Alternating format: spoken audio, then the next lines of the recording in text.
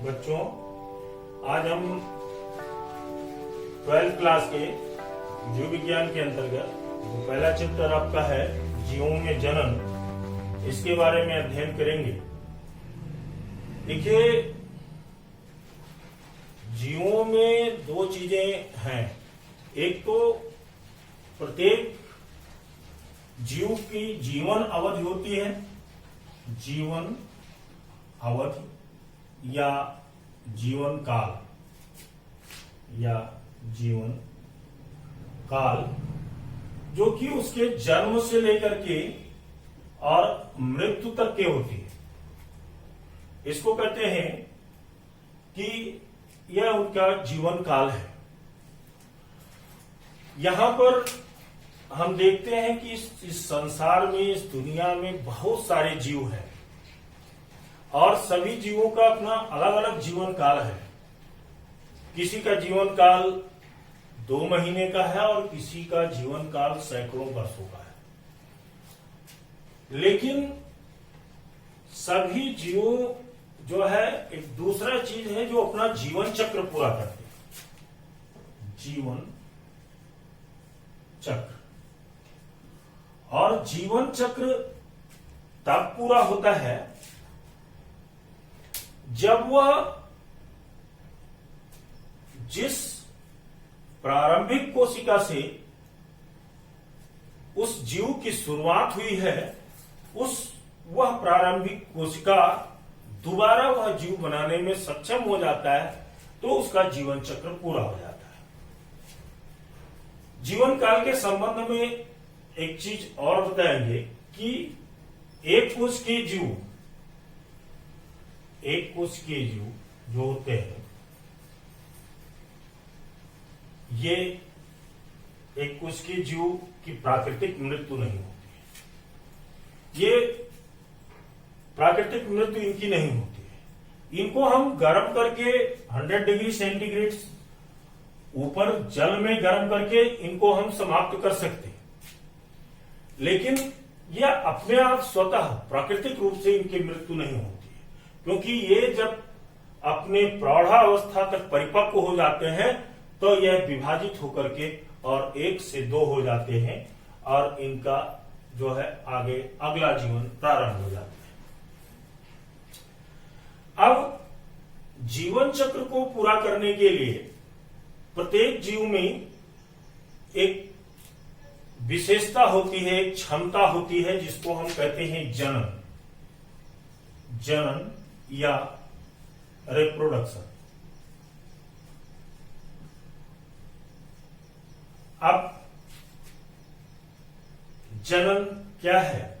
अगर हम लोग कई बार होता है कि जीव क्या है, तो जीव की जब बात करते हैं तो कि जीव क्या है, तो लोग उनके लक्षणों को गिनाने लगते हैं कि उनमें संचेतना होती है, वह पोषण करता है, श्वसन करता है। हाँ, ठीक है। हम मोटरसाइकिल को भी ईंधन देते हैं, हम उसको भी एयर देते हैं। बिना हवा के वह भी स्टार्ट नहीं हो सकती है, परंतु वह जीव नहीं है।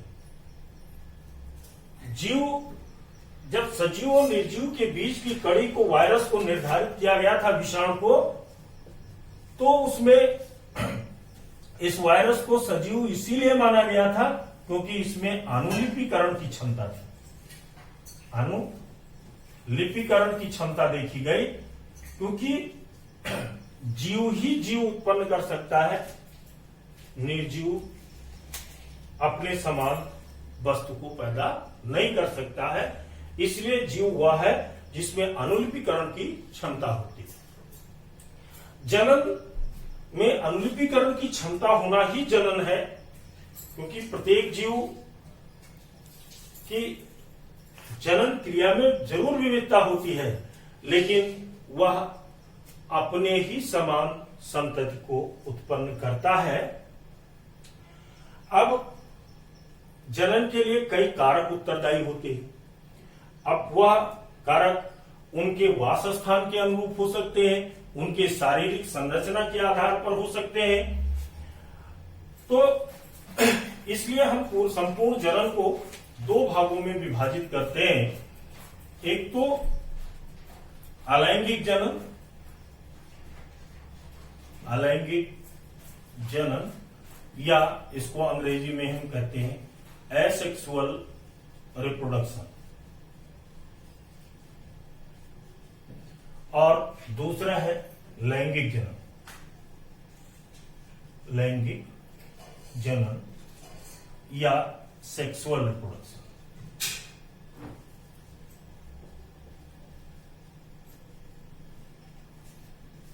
अलैंगिक जनन वह जनन है जिसमें हम जीव के उसकी किसी भाग से जीवों के द्वारा जो है कोई विशेष युग्मक उत्पन्न हो, एकल जीव द्वारा। अलैंगिक जनन इसमें एकल जीव द्वारा या तो कोई विशेष युग्मक उत्पन्न हो या उनकी कोई विशेष संरचना हो, उसके द्वारा हम जीव के दूसरा जीव उसी के बाद प्राप्त करते हैं, तो उसे अलैंगिक जनन कहते हैं। यानी हम कह सकते हैं कि जब जनन किसी एकल जीव द्वारा उत्पन्न युग्मक अथवा विशेष संरचनाओं अथवा जीव शरीर के किसी भाग से होता है तो उसे अलैंगिक जनन कहते हैं। दूसरा है लैंगिक जनन। लैंगिक जनन जब किसी जीव के नर एवं मादा युग्मकों के सम्मिलन, उनके संयुग्मन, उनके संयोजन से जो है दुगुणित या उसी के समान जीव उत्पन्न होता है, तो उसे हम लैंगिक जनन कहते हैं। इसमें नर और मादा युग्मक संयोजित होते हैं, संयुग्मित होते हैं और युग्मनज का निर्माण करते हैं। फिर युग्मनज की संसूत्री कोशिका विभाजन के द्वारा नई संतति का उत्पादन होता है। तो इस तरह से हम लैंगिक और अलैंगिक जनन के दो प्रकार के ये जनन की बात है। लेकिन यहां पर हम एक एक जनन की विधियों का वर्णन करेंगे। सबसे पहले अलैंगिक जनन। अलैंगिक जनन की विधियों,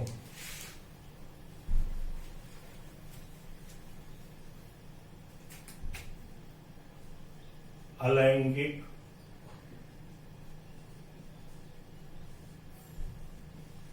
जनन की विधियां।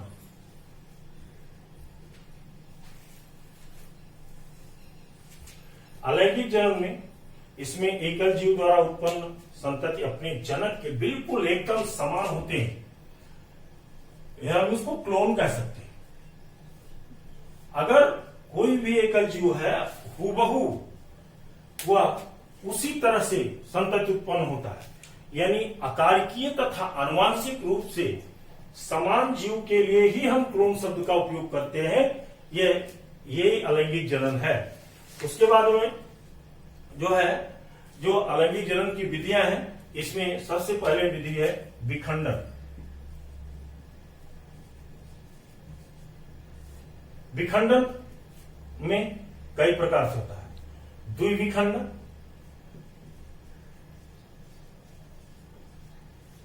तमाम सूक्ष्म जीव, एक कोशिकीय जीव वह विखंडन द्वारा अलैंगिक जनन करते हैं। अमीबा है, पैरामीशियम है।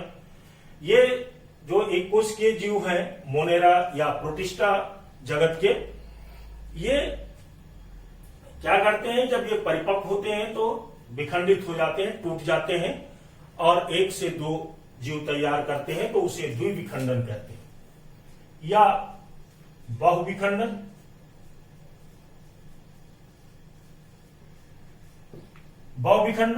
बहुविखंडन एक तो एक से,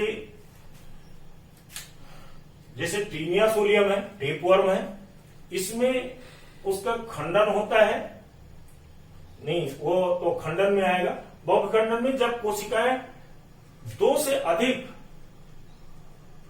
कोशिकाओं को तैयार करती हैं, टूट करके विभाजित होकर के, तो उसे बहुविखंडन कहते हैं। और तीसरा है प्लाज्मोटोमी।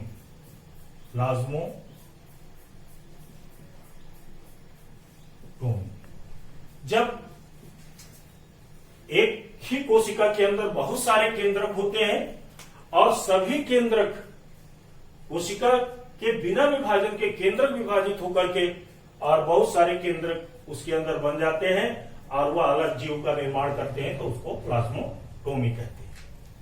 इसी प्रकार से है बीजाणु जनन।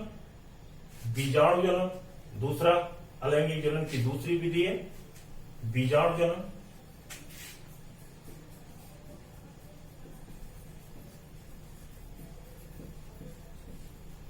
बीजाणु जनन में सबसे पहले तो आता है पुटी भवन। पुटी भवन, कुछ जीव अपने शरीर को संकुचित करके चारों ओर एक कठोर आवरण बना लेते हैं जिसे सिस्ट या पुटी कहते हैं, और ये अमीबा वगैरह में होता है, जीवाणुओं में अक्सर ये देखा गया है, और उसके बाद वह टूट जाते हैं, पुटी टूट जाती है और नए जीव तैयार होते हैं। तो ऐसे बीजाणु जनन को ये अलैंगिक जनन की विधि है, पुटी भवन कहते हैं। दूसरा है जूस्पोर्स। जूस्पोर्स ये जो है चल बीजाणु होते हैं। यूलोथ्रिक्स क्लेमाइडोमोनास में एप्लाइनोस्पोर,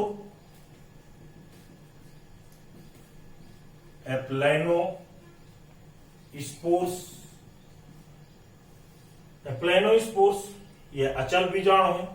यह भी जो है म्यूकर, राइजोपस, कवक वगैरह में ये एप्लाइनोस्पोर्स बनते हैं। और तीसरा है चौथा है हिप्नोस्पोर्स।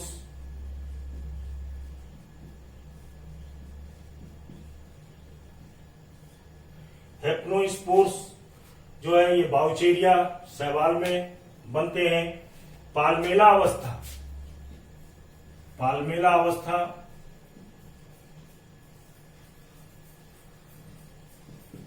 पाल्मेला अवस्था ये प्रतिकूल परिस्थितियों में आवरण इनकी रक्षा करता है। इस अवस्था को पाल्मेला अवस्था कहते हैं।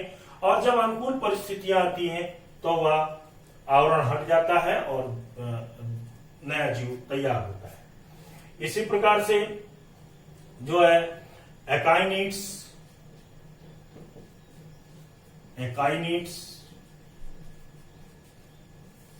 ये एक निश्चित बीजाणु है, इडोगोनियम और नास्टाक में पाया जाता है। अगला है सतवां जो है एंडोस्पोर्स।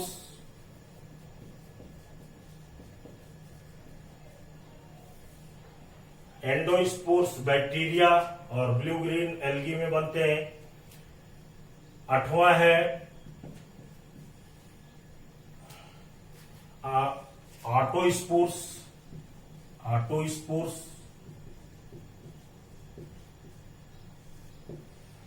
ये ऑटोस्पोर्स जो है इसको हम रेस्टिंग स्पोर्स कहते हैं। क्लोरोकोकस और क्लोरेला में पाए जाते हैं। ओइडिया है ये कवक सूत्र बनते हैं। ओइडिया ये कवक सूत्र हैं जिनके द्वारा नया कवक तैयार होता है। क्लेमाइडोस्पोर्स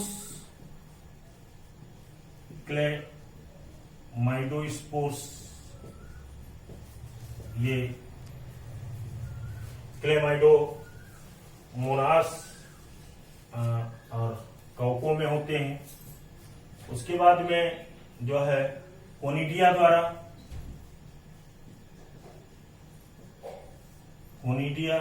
द्वारा भी जनन होता है, लैंगिक जनन।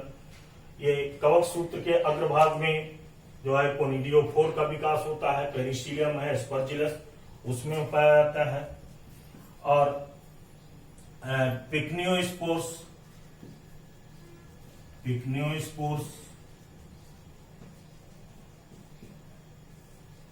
ये पिक्नियोस्पोर्स जो है ये फ्लास्क नुमा रचना बनाते हैं। उसके बाद में यूरिडोस्पोर्स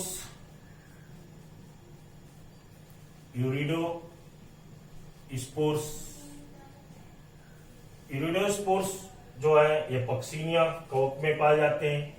एस्कोस्पोर्स 14वां एस्कोस्पोर्स यह भी कवक में बनते हैं। और एक है बेसिडियोस्पोर्स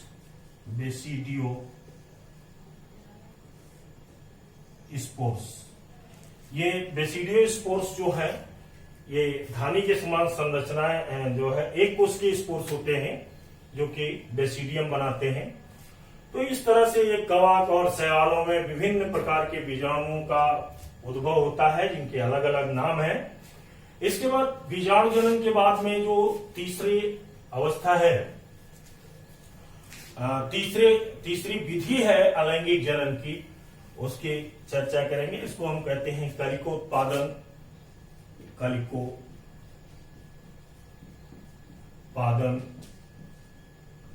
या मुकुलन या अंग्रेजी में इसको बडिंग कहते हैं। इसमें हाइड्रा और ईस्ट में इसमें एक छोटी सी कलिकाएं निकलती हैं, उनके अलग होते ही नया जीव तैयार हो जाता है उसी की भांति। और चौथा है खंडन और खंडन जो है ये स्पाइरोगैरा और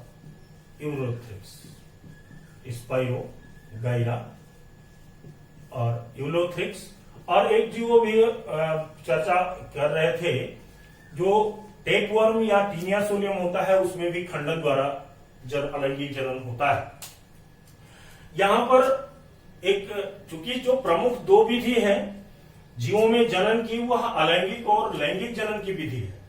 लेकिन हम अलैंगिक जनन में कहें या हम अलैंगिक जनन से भिन्न भी कर सकते हैं। अलैंगिक जनन में क्या होता है कि जीव के शरीर में विशेष प्रकार की संरचनाएं उत्पन्न होती हैं। तो लेकिन कायिक जनन जो होता है, ये कायिक जनन एक प्रकार का अलैंगिक जनन है। इसको हम पांचवें प्रकार का अलैंगिक जनन भी कह सकते हैं। लेकिन यह अलैंगिक जनन से भिन्न इसलिए है कि कायिक जनन वह जनन है जो हम जीव के किसी भी एक कोशिका से या जीव के किसी भी एक भाग से हम नए जीव को तैयार करते हैं। तो हम इस वीडियो में इतना ही जो है अध्ययन करेंगे। कायिक जनन को लेकर के हम अगले वीडियो में मिलेंगे। तुम लोग इस वीडियो को अगर सब्सक्राइब कर लोगे तो मेरे द्वारा जैसे ही अगला वीडियो अपलोड किया जाएगा यूट्यूब पर, तुरंत जो है आपको वह वीडियो प्राप्त हो जाएगा। धन्यवाद।